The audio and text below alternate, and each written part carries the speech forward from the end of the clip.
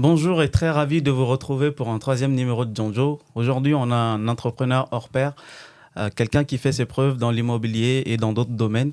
Moussa, bonjour et merci, Bonjour. merci beaucoup. Merci à toi, le Sidi, pour cette belle invitation. Bienvenue dans Jonjo, c'est notre concept sur l'entrepreneuriat. Lourd. Pour commencer, est-ce que tu peux te présenter un peu biographique?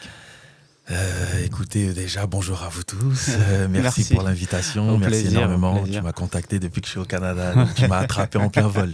Ouais, c'est Pour que comme je ça. puisse venir. Donc franchement, merci énormément pour l'invitation. Pour la présentation, ça va être super simple.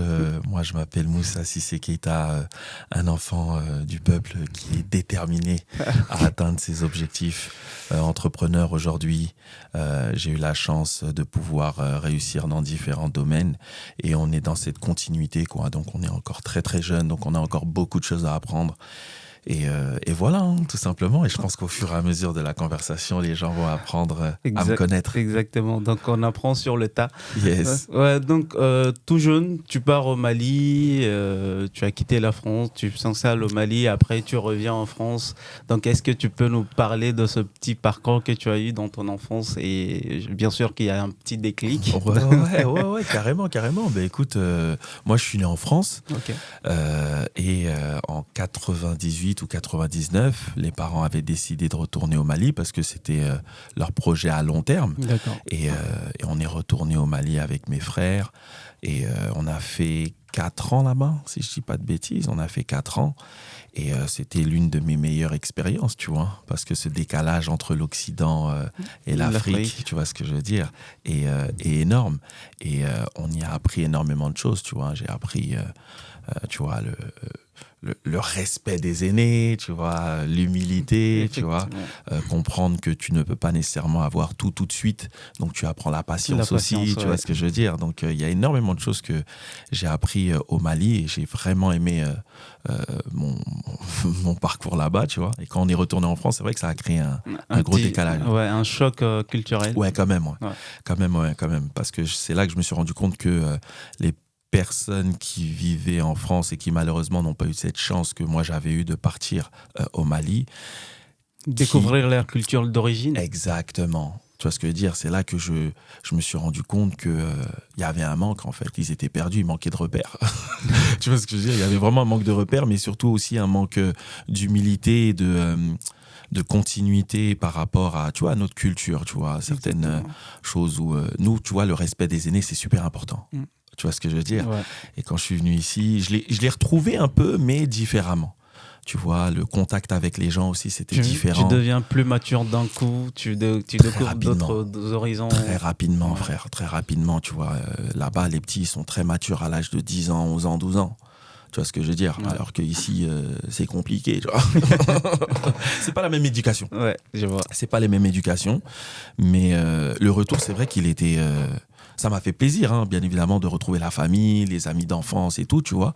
Mais c'est là que j'ai compris que je me suis dit, je vais pas rester ici. Ouais. Tu vois. Donc il y a ce goût du voyage et puis ce parcours va te permettre aussi d'aller tâter un autre pays, un autre continent qui est les États-Unis. Ouais, donc, carrément. Après, c'est ce qui a fait vraiment le déclic de l'entrepreneur qui est aujourd'hui. Ouais. Ben, en fait, si tu veux, c'est ma mère qui nous a offert ses vacances à New York pour voir mon oncle à l'époque. Et ça, ouais, je t'avoue que c'était... ça, c'était une gifle. Ça, c'était une gifle. J'arrive à New York, petit, j'avais quoi, 13, 14 ans. Tu vois, nous, on a l'habitude, on a été élevés dans cette culture américaine, tu vois, à l'ancienne, les séries, les films et autres, tu vois. Tu arrives, là, tu vois tout en vrai. Les 50 Cent. Les 50 Cent, les Spider-Man, les machins, etc. T'es dedans, tu vois, t'es dans le décor, en fait. Exactement. Tu vois, et là, ça a été une claque. Ça a été une claque, le rapport entre les gens. Attention, les États-Unis aussi à ses qualités et ses défauts, c'est un peu paradoxal. Exactement. Mais ce sky is the limit, c'est littéralement en fait le concept américain. D'accord. Tu vois ce que je veux dire? C'est-à-dire ne pas se donner de limites, de faire en sorte que peu importe ce que tu veux faire, tu peux le faire, tu vois, et peu importe ta condition. Parce que là-bas aussi, il y a énormément de... ils ont leur histoire, hein, le racisme, etc., tu vois. Mais c'est pas un gros frein, tu vois ce que je veux dire. N'empêche que ça devient le pays où tout le rêve peut se réaliser. Pourquoi on dit le rêve américain? C'est ça. Maintenant, c'est le rêve africain. Tu vois ce que je veux dire? Exactement, c'est l'ère africaine aujourd'hui. Exactement, donc, tu vois ce que je veux c'est pourquoi on lance Django. Il faut. Et franchement, c'est fort ce que vous faites. C'est fort ce que vous faites parce que c'est ce qui va nous motiver à plus montrer ceux qui travaillent dans l'ombre, etc. Tu vois, et montrer que c'est possible, tu vois. Donc, clairement, c'est lourd. C'est lourd. Donc, c'est à travers ton voyage aux États-Unis que tu t'es un peu forgé cette culture de l'entrepreneuriat parce que tu avais un oncle qui entreprend déjà suite à des discussions. Donc, c'est parti. Exact. Et après, tu reviens en France, tu dis qu'ici, c'est pas ma place. Ah, c'est mort.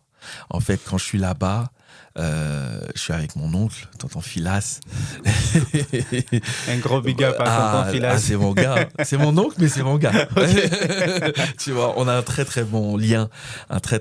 Et c'est une personne qui m'a appris énormément de choses de par son parcours déjà. Okay. Juste de par son parcours.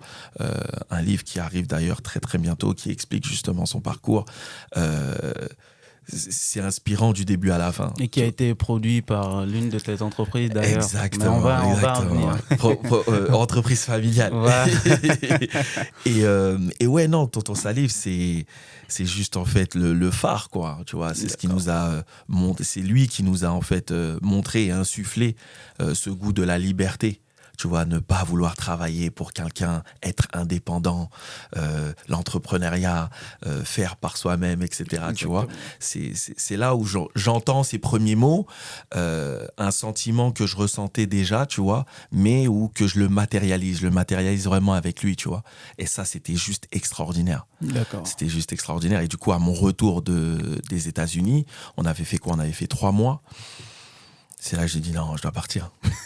Je dois partir. La France n'est pas un pays pour les entrepreneurs. C'est compliqué, tu vois.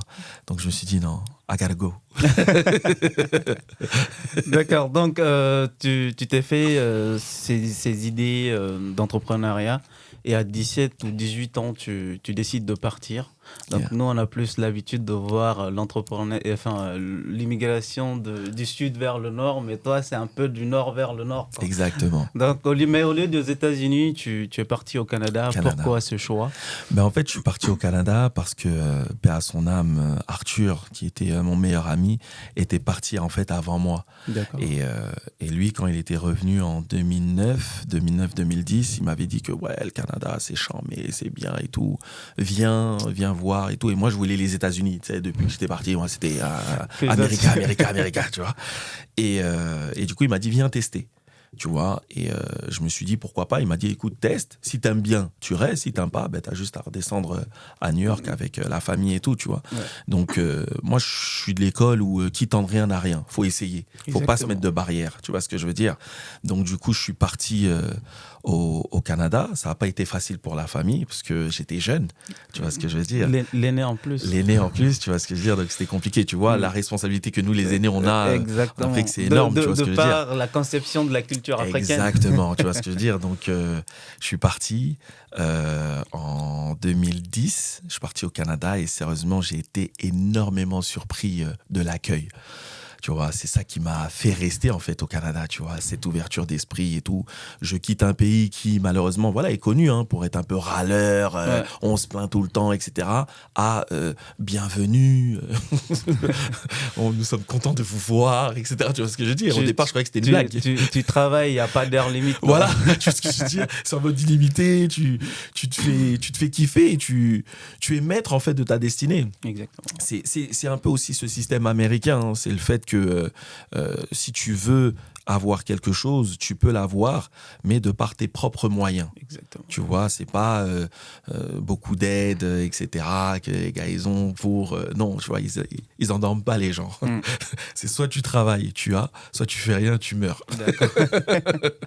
Donc, c'est ce qui te mène, de part aussi, cette soif de liberté, de faire les choses par toi et pour toi-même, que tu te lances dans l'entrepreneuriat en 2017. 2017, ouais. Avec ton premier investissement immobilier. Yeah. Déjà, avant de parler de ton investissement, de ton entrepreneuriat, est-ce que toi, de par ton parcours, tu as une définition de l'entrepreneuriat aujourd'hui?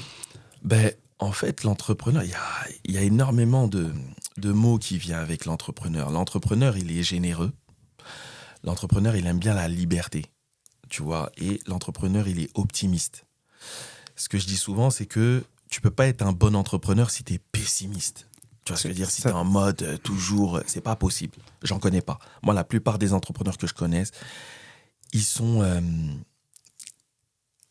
animés par cette joie de vivre. Exactement. Ils sont animés par cette volonté de partager. Exactement. Tu vois ce que je veux dire? Aussi d'aller en avant.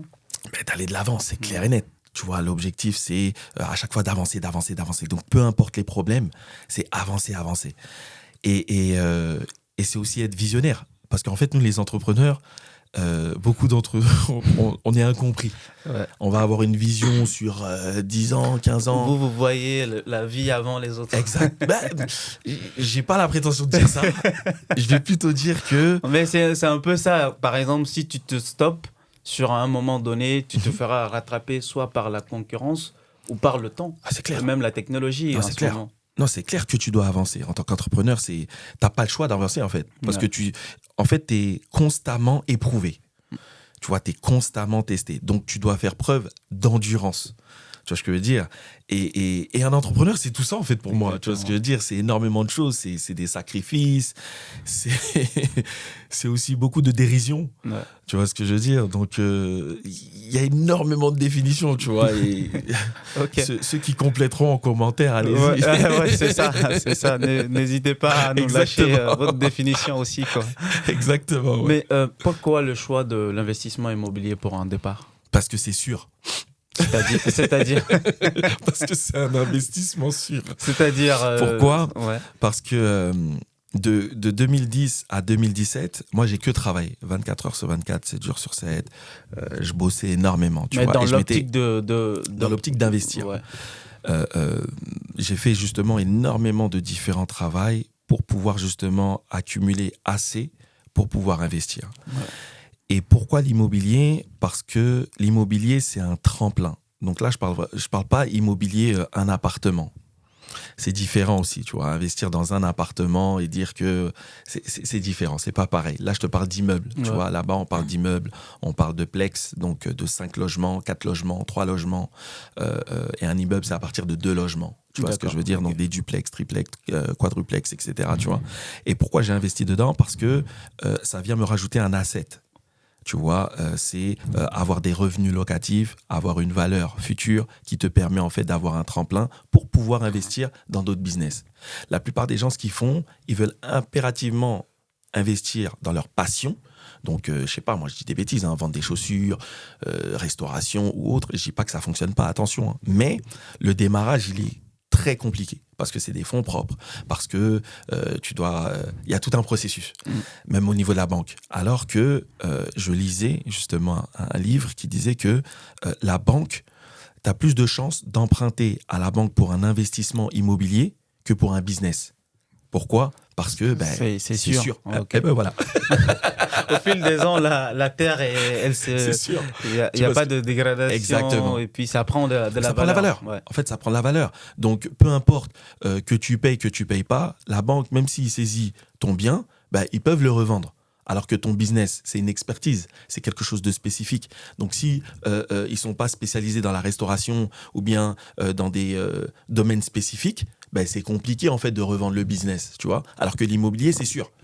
Ouais, mais il y en a qui disent aussi que l'immobilier, c'est un investissement lent. Donc, ça prend du temps pour oui gagner... et non. Oui et non, parce qu'en fait, tu as différents schémas au niveau investissement immobilier. Tu as de l'investissement sur du long terme, tu as de l'investissement sur du moyen long terme, tu as des investissements sur du court terme. Le court terme, en fait, c'est ce qu'on appelle des flips.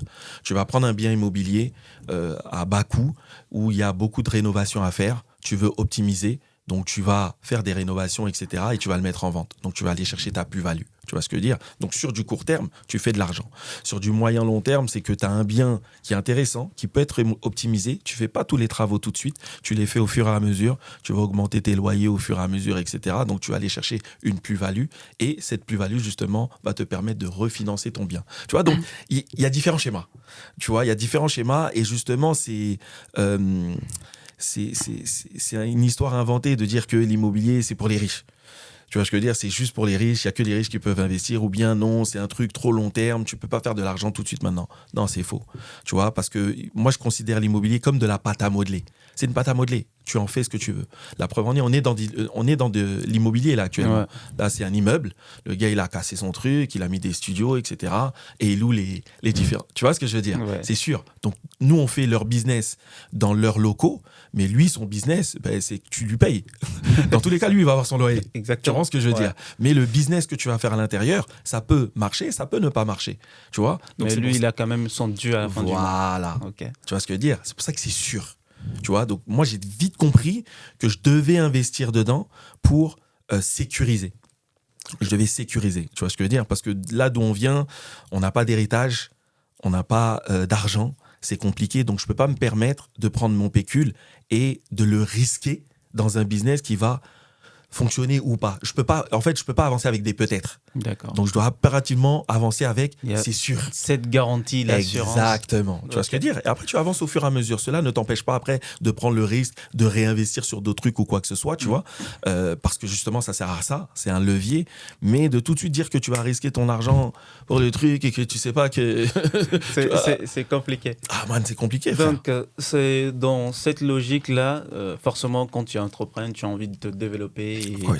avec madame, vous avez eu la superbe idée d'investir aussi dans un centre Yeah, les centres d'hébergement. pour les hébergements des personnes en déficience mentale. Ouais. Donc, comment tu arrives à gérer? Déjà, comment c'est venu cette opportunité, d'une, et comment tu arrives à mener ta vie de famille et l'entrepreneuriat? Et tout Beaucoup ça. le disent que c'est pas facile, mais toi, de par ton expérience, comment tu le vis au quotidien? Ben, écoute, l'entrepreneuriat, c'est ce que j'ai dit les premières fois où j'en discutais d'ailleurs même avec ma femme, c'était de lui dire l'entrepreneur ne peut pas dissocier sa vie personnelle et son travail. Ça n'existe pas. Je ne connais pas un entrepreneur qui a réussi à dissocier le business et la vie de famille. Pourquoi? Parce que tu n'as pas d'heure de fermeture. Tu as une heure d'ouverture, c'est à l'heure à laquelle tu vas te réveiller. mais tu sais pas à quelle heure tu vas te coucher, comment tu vas te coucher, avec quel souci, stress, tu vois ce que, quel stress ou quoi que ce soit. Donc ça va ensemble. C'est pour ça qu'au départ, dans la définition d'entrepreneur, je parlais d'endurance. Exactement. Tu vois ce que je veux dire? Je parle d'endurance, je parle d'optimisme, parce que ça va ensemble. Donc le stress au niveau familial, après le stress au niveau du business, si tu es pessimiste ou bien que tu vois la vie que en noir, frérot, tu vas pas t'en sortir, ça va être compliqué. Donc tu es obligé en fait d'espérer la foi. De voir cette petite étincelle de lumière. Voilà, Ouais. tu t'accroches à ça en fait. De te dire que non, ça va fonctionner, ça va le faire. Et c'est un mindset. Tu vois, moi j'ai un concept justement que j'ai mis en place, la Motivation. Tu vois ce que je veux dire? Parce que c'est Moussa, moi, et là, un mix de motivation. Tu vois ce que je veux dire? Mais moi je suis comment je me définirais, c'est la détermination. Donc c'est la détermination mélangée avec la motivation. Tu vois ce que je veux dire? Et ça va ensemble. Donc tu peux pas dissocier le truc. Maintenant, comment est venue en fait ces différentes idées?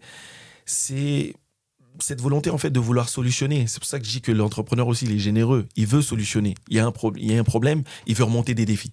Tu vois ce que je veux dire?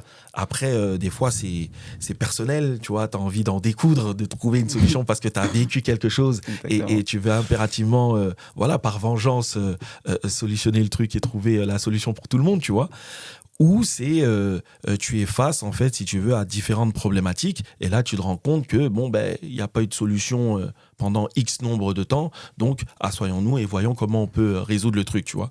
Le centre d'hébergement, si tu veux, c'était très logique parce que ma femme elle est éducatrice spécialisée, tu vois, elle travaillait à l'hôpital psychiatrique à l'époque de Montréal. Excuse-moi. Non, c'est pas grave. Et elle travaillait pour l'hôpital psychiatrique de Montréal. Et moi, en fait, c'est toujours ce concept de liberté et d'indépendance. C'était de lui dire, écoute, au lieu de travailler pour quelqu'un d'autre, viens, on monte notre propre structure. On suit... C'est tout. Tu vois ce que je veux dire?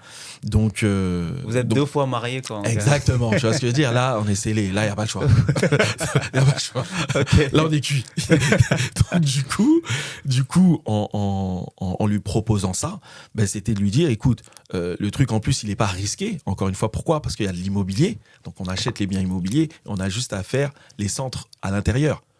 on essaye. Ça marche pas, mais au moins, on a notre coquille. D'accord. Tu vois ce que je veux dire? Donc, c'est toujours, en fait, allié, si tu veux, l'immobilier aux différentes activités. Tu vois? Moi, je fais pas l'inverse. Ouais.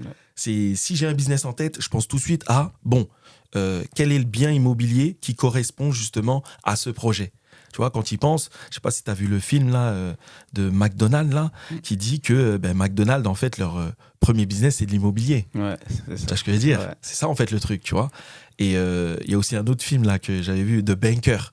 Je sais pas si Non, tu l'as déjà vu. Je le conseille, c'est vraiment pas mal, tu vois. C'est l'histoire de deux Renois, justement, qui font des acquisitions immobilières, mais qui, à l'époque, aux États-Unis, dans les années 50, si je dis pas de bêtises, et à l'époque, c'est difficile pour les Noirs, tu vois. Donc, en fait, ils ont pris un blanc, ils ont embauché un blanc qui était, lui, la façade, et il partait faire les acquisitions immobilières. La face cachée de l'iceberg. Exactement, et c'est lui qui faisait les acquisitions immobilières, alors que c'était eux qui contrôlaient derrière, tu vois ce que je veux dire. Et après, il faisait différents business à l'intérieur ou quoi que ce soit, tu vois. Donc, tout ça pour te dire, en fait, l'immobilier, c'est de la pâte à modeler. C'est littéralement de la pâte à modeler. C'est vraiment parti de là.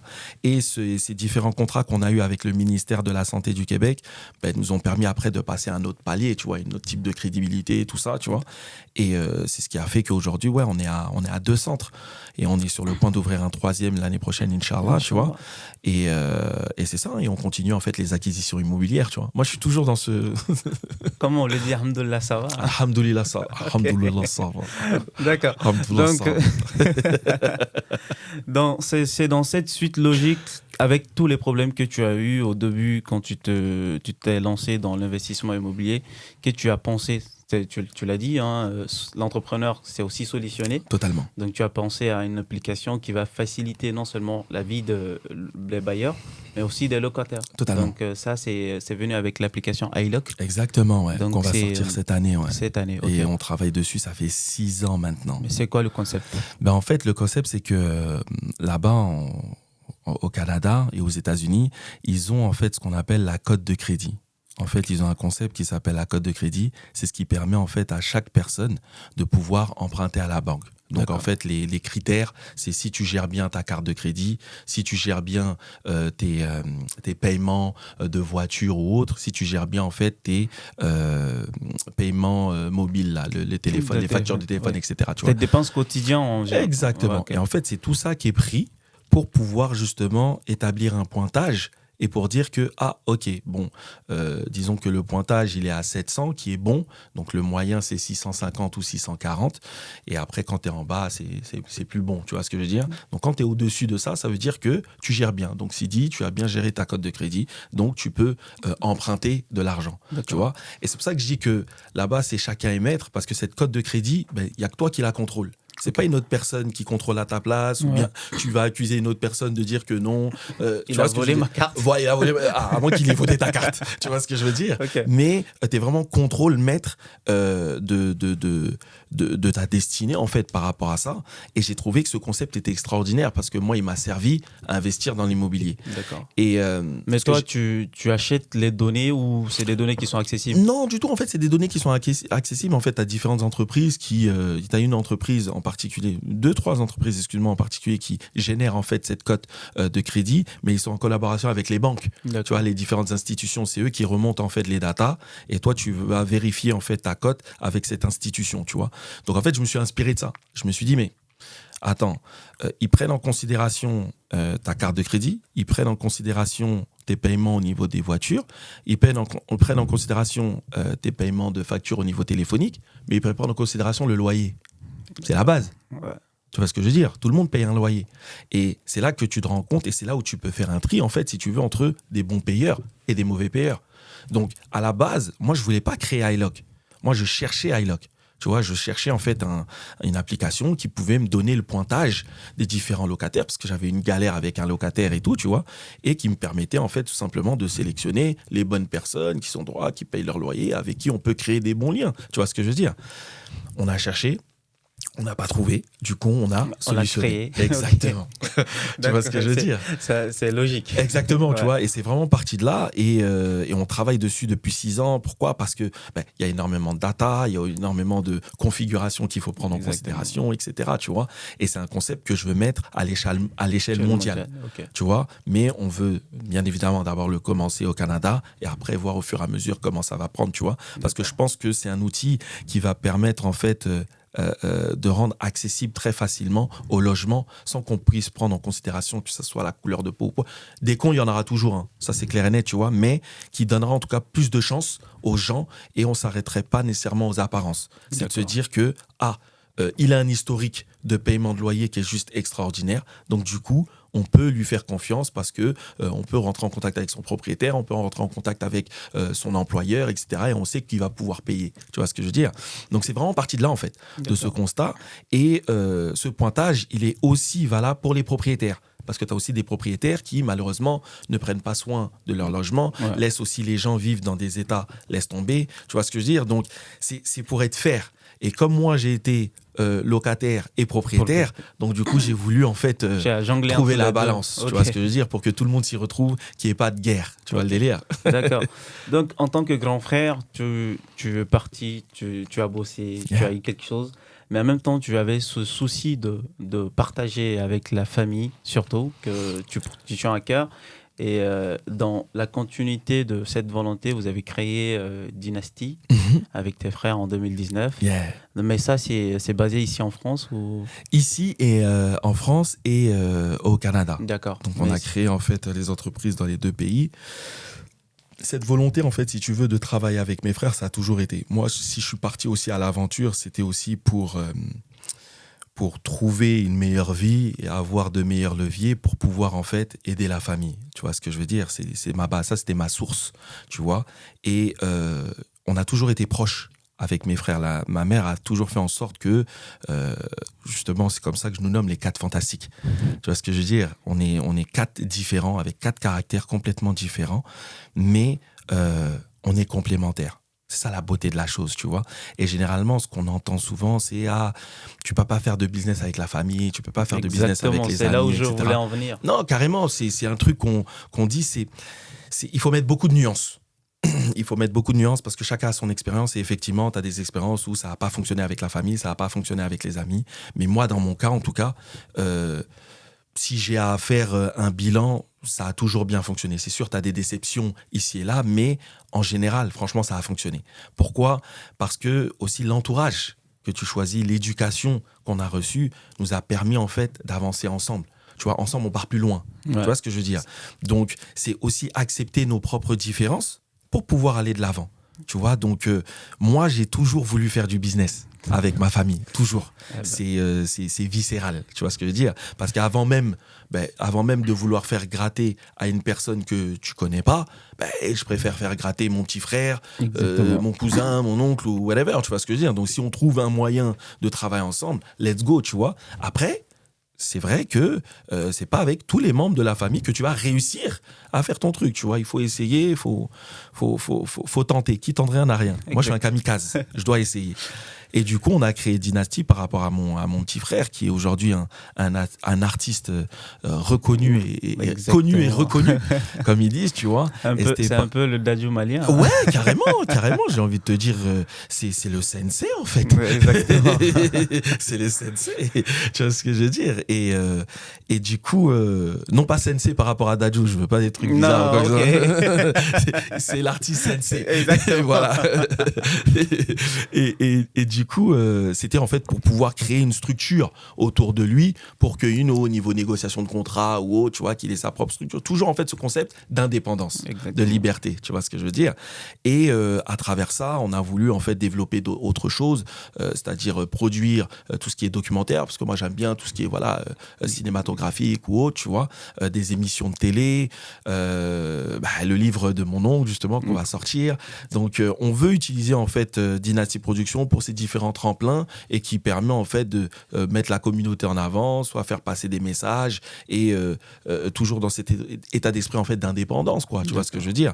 On a une collaboration, on est en partenariat avec une chaîne de télé d'ailleurs ici, Vibes TV, 298 sur Free, si je dis pas de bêtises, 298, ouais, sur la Freevox.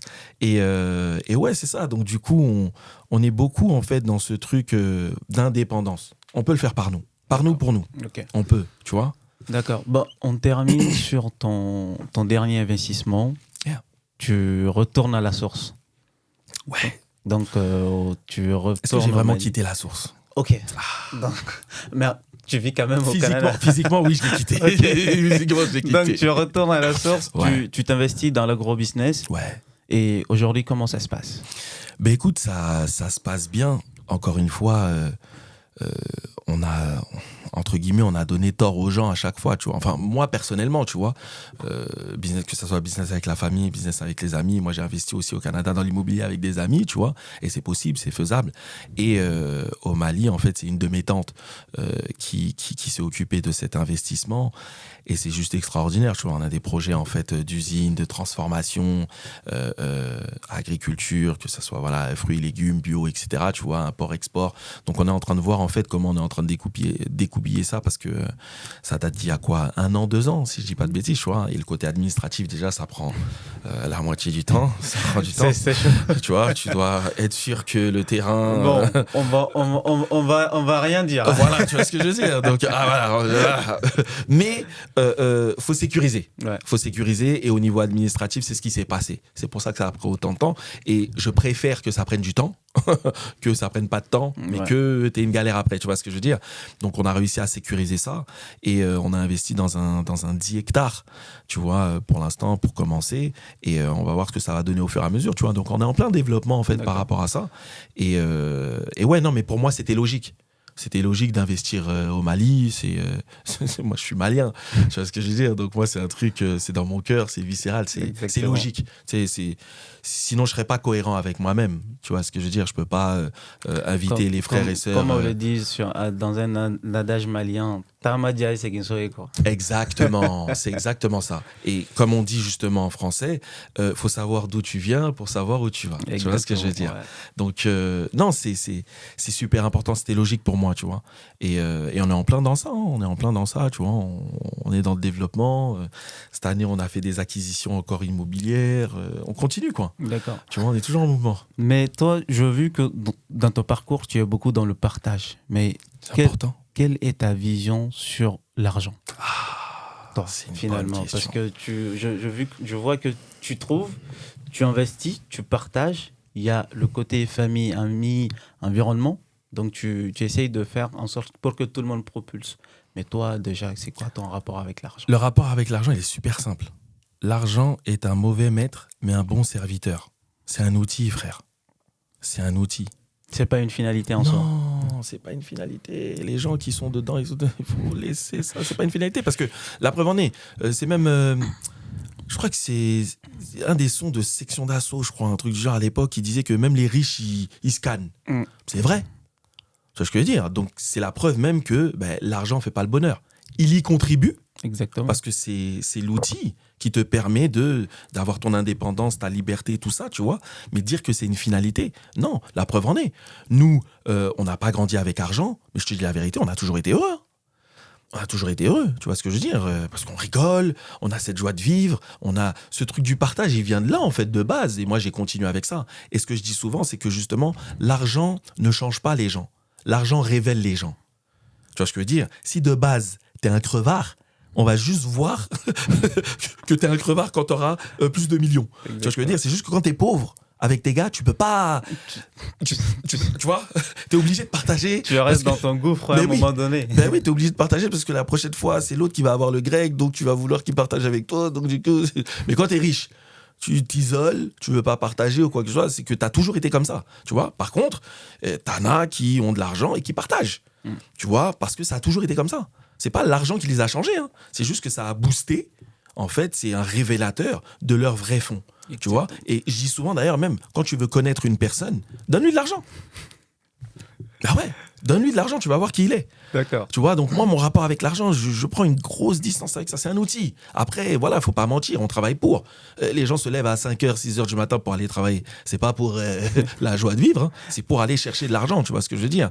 Donc c'est ça, tu vois ce que je veux dire. Ok. Donc, Moussa, toi, aujourd'hui, tu as un gros... Enfin, je peux pas dire un gros parce que tu as aussi... Non, je suis encore petit. Voilà, tu as aussi Faut pas dire gros. Dans ta tête, tu n'es pas encore arrivé là où tu veux. Non, pas du tout. Ouais. Mais si tu causes avec tes petits frères ou quand tu regardes la société, que ce soit ici en France ou en Afrique, au Mali plus précisément, quels conseils tu peux donner à tes jeunes frères? Matin, midi, soir, moi je suis en communication avec que ce soit mes cousins, que ce soit des amis ou autres. Et j'essaie énormément de sensibiliser aussi. Je fais des tournées et tout, même à Montréal, tu vois. Et ici aussi, des fois, je viens. C'est oser. Il faut oser. On est jeune. C'est quand tu veux faire quelque chose, tu le fais quand tu es jeune. Tu le fais pas plus tard. Plus tard, c'est trop tard. Tu vois ce que je veux dire? Quand tu le fais jeune, tu as le droit à l'échec. Pourquoi? Parce que tu peux recommencer. Tu vois? Parce que tu as encore cette énergie de vouloir justement aller de l'avant. Tu vois ce que je veux dire? Mais tu ne peux pas rester sur des points incertains ou bien dans le doute. C'est la pire des choses. Tu vois? Moi, j'ai tout de suite voulu éliminer tous ces doutes, tous ces incertitudes, ces questionnements ou autres. Non, tu pars. Try. Il faut essayer. Si tu n'essayes pas, tu ne vas pas savoir. Tu vois ce que je veux dire? Et même si tu essayes et que ça ne marche pas, au moins, tu pourras dire « j'ai essayé, j'ai pas aimé, je retourne dans ce que j'étais jusqu'à trouver ce que je veux vraiment. » Le bon chemin. Tu vois ce que je veux dire? Donc, c'est oser. Il faut le faire. On est jeune, on a la niaque, on est connecté. Les portables, les réseaux, etc. On est connecté comme never. Donc, il y a là des opportunités. Aujourd'hui, tu te lèves, il y a encore plus d'opportunités que back in the day. Tu vois le délire? Mais il faut oser, faut faire, faut essayer. Et n'hésitez pas à partager vos craintes à vos proches. Quand je dis proches, ça peut être famille ou amis. Vous allez toujours trouver des personnes qui vont vous encourager. Exactement. Tu vois, ce que je dis souvent, c'est que éliminez tout ce qui est négatif, prenez ce qu'il y a de positif. Parce que, en vrai de vrai, c'est du positif que naissent les choses. Tu vois ce que je veux dire? C'est pas dans la négativité que tu vas...